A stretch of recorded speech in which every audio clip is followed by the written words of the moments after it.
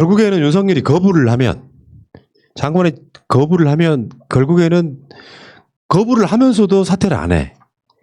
그러면 윤석열을 직접 법무부가 감찰할 수 있는 거죠. 할 수 있죠. 아. 그리고 그것을 김용민 의원도 우리 김용민 의원도 네. 이럴 경우 6개월 정직도 가능하다. 징계가 가능하다. 이렇게 구체적인 얘기를 했더라고요. 근데 정직을 해도 그만두지 않아.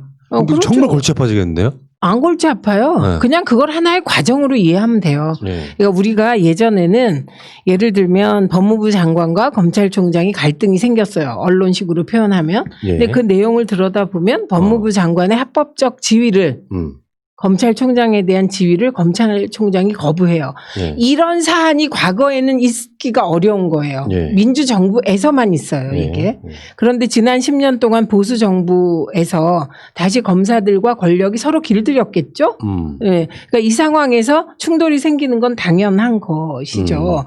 그리고 이 충돌이 생겼을 때 과거 방식으로 그러면 지위를 안 받아 나는 혹은 받아 그만둬 이런 식으로 해결하지 않는 게 문재인 대통령식 해법이에요. 그러니까요. 그냥 이거를 검찰이 정상화되는 검찰과 법무부의 관계가 정상화되는 과정으로 그래서 이 과정이 좀 피곤해도 결국은 답을 찾자는 것으로 가는 거죠. 그리고 이게 이상한 게요. 저는 정말 이상해. 윤석열 총장이 본인이 수사에서 손을 떼겠다고 해놓고 전문수사 자문단을 만들어서 수사에 개입해서 또 부장단이 반대해요. 대검 부장단 회의가.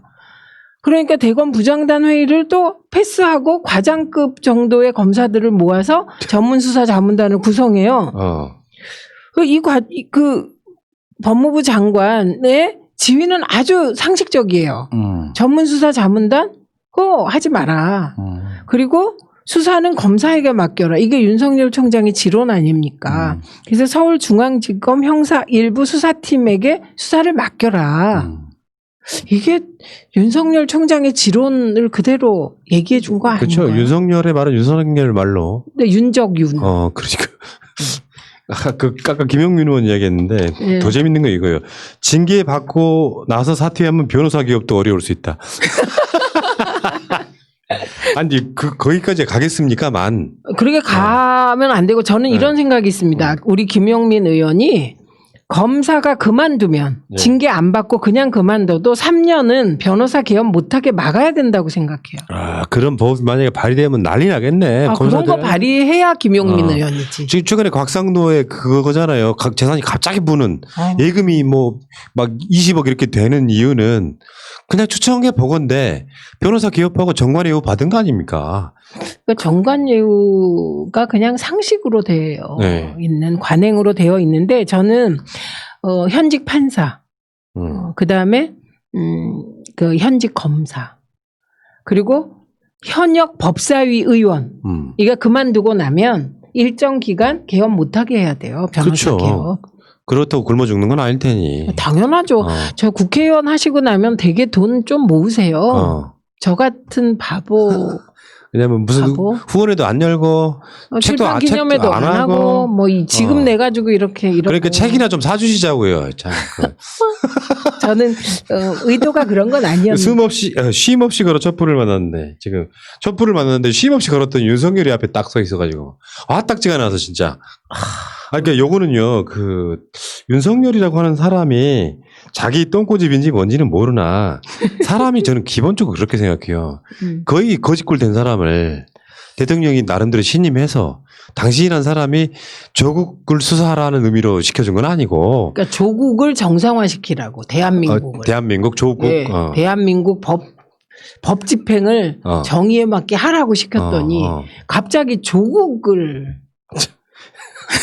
그러니까 이런 상황을 보고 있으면은 나는 그렇게 생각합니다. 원만하게 조직을 잘 끌어가는 것도 능력이에요. 전 그렇게 생각해요. 그러니까 정치력으로 막 무슨 마적대가 무슨 뭘 막 쓸고 가듯이 가는 게 아니고 뭔가 순리대로 풀어가면서도 어느 정도 검찰 개혁이라고 하는 것도 수용하면서도 검찰이라고 하는 게 가장 난 시급한 게 경찰과 검찰은 국민한테 친근해질 필요가 있는 거예요. 그 친근해질 필요 있는 것 중에 대표적인 게 저는 인권이라고 보는 것이거든요. 예전식으로 막 털고 이 과정들을 조금 더 이렇게 순화시켜가면서도 인명권자의 뜻과 그리고 국민의 뜻을 만족시키면서 검찰을 나름대로 보호하는 실속을 챙기는 사람이 아니고 내가 조국 장관 안 된다고 했는데 감히 내 말을 어겨? 하고 막 마적단처럼 막 돌아다니다가 지금까지도 지금 어깃장 놓는 거 그 연장수상이 있는 거 아니에요? 그러니까 지금 이런 불행이 있는 겁니다. 지금 윤석열 총장의 나이가 이제 79학번? 환갑이 되셨죠? 그런 나이죠. 그리고 지금 검찰총장을 할 만한 분들이 되게 고나이예요. 이걸 거슬러 올라가면 이분들은 80년대에 사법시험을 준비한 분들이에요. 70년대 말. 그럼 70년대 말이나 80년대가 군부 권위주의 정권이 극에 달했을 때예요. 그러니까 이때 뜻 있는 사람들은 사법시험을 잘 안 받고 사법시험을 패스하더라도 검사가 안 됐어요. 그러니까 이제 민주정부가 들어섰을 때 인재풀에 문제가 생기는 거는 괜찮은 법조인들을 찾아보면 판사에는 좀 있어요. 적은 숫자지만 검사는 거의 찾을 수가 없는 거예요. 그러니까 이런 얘기를 하세요. 얘기를 들어보면 검사 중에도 잘 찾아서 인사를 하면 문재인 대통령의 뜻을 잘 받들 그런 검사가 있지 않겠어요? 라고 말씀들을 하세요. 근데 그게 인재풀상 거의 불가능하다는 거예요. 그러니까 예를 들면 전해철 의원이 지금 82잖아요. 81. 이분도 변호사한 거예요. 그렇죠. 네, 그리고 문재인 대통령께서도 변호사로 빠진 거예요. 검사 안 하는 거예요. 그 사법연수원 성적이 높아도. 자기 선택할 수 있으니까. 예, 그때는 그때 인식은 그런 게 있었던 거예요. 그 검사라는 존재가 군부 권위주의 정권의 하수인이다. 이런 생각이 있었기 때문에 의식 있는 법조인들이 검사가 안 된 거예요. 그러니까 인재풀이 참 그러네. 그러니까 이게 근본적인 문제인 거죠. 그러니까 항상 그런 식의 것들이 나오는구나. 네. 검찰주의자. 말하면 네. 되게 멋있게 말하는 건데 검찰이 최고고 검찰이 진리고 왕이야. 그거 안 되는 거죠. 국민은 뭐 안중에도 없고 늘상 그럴 거 아니에요. 저 개돼지라고 생각하는 놈들이 노무현 대통령 검찰청 출석하실 때 그 창에서 내려다보던 놈들의 그 표정이 있잖아요. 네. 대통령이고 국민이고 뭐고 우리가 왕이야 이런 느낌 우리가 받았지 않습니까? 네. 자, 어쨌건 지금 윤석열이 장구가 길어진다는데 무슨 장구가 길어지나 마나.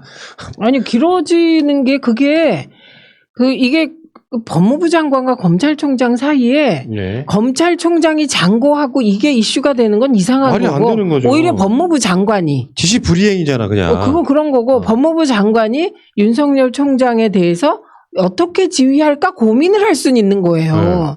이게 지금 대한민국이 과거에 얽매여 있어요. 그러니까요. 네. 저기 학생한테 선생님이 공부 열심히 하라고 했더니 학생이 장고에 들어갔어. 공부를 열심히 할 것인지 말 것인지. 이게 말이 돼? 그 비유는 아주 딱 와닿네. 정말 어처구니가 없어가지고. 푸나님 칭찬합니다. 감사합니다. 그리고 저는 제가 잠깐 놓쳤는데 한상진 기자 칭찬합니다. 네.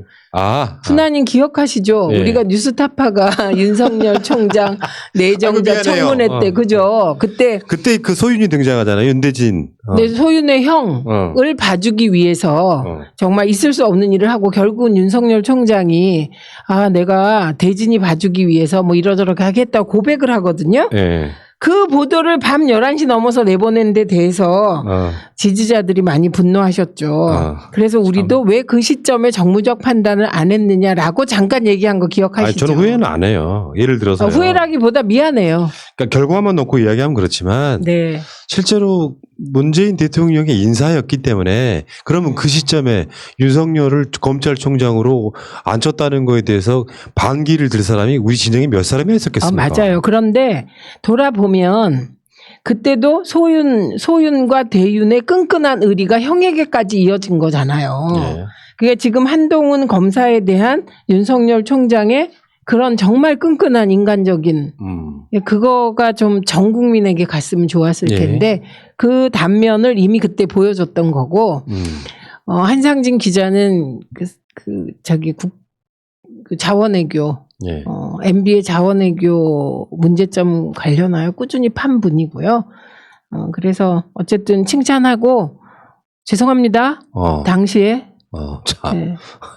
참 뭐라고 할 말이 없네. 그죠? 그냥 사과는 사과하고. 그러니까 우리뿐만 아니라 대개 이쪽에 계신 분들의 흑역사죠. 알고 보면 결과만 놓고 봤을 때는. 그런데 푸나님 판단도 옳아요. 네. 당시 상황에서 만약에 윤석열 총장이 흔들렸다면 그것이 정권에 부담이 갔을 것이다. 아마도. 그 판단도 맞습니다. 네, 맞습니다. 네.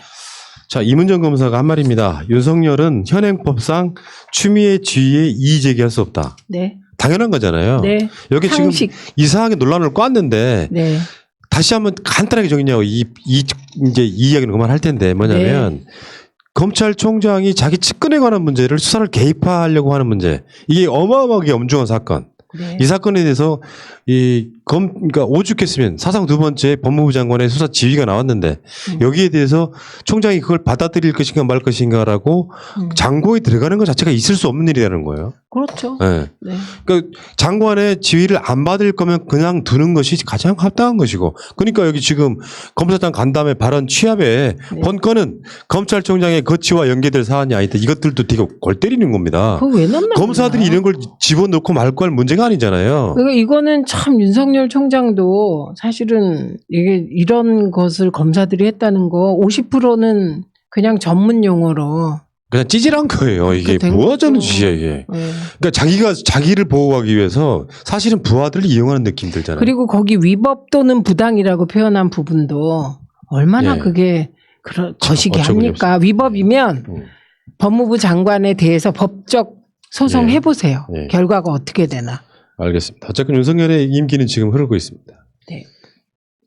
이야기는 여기까지.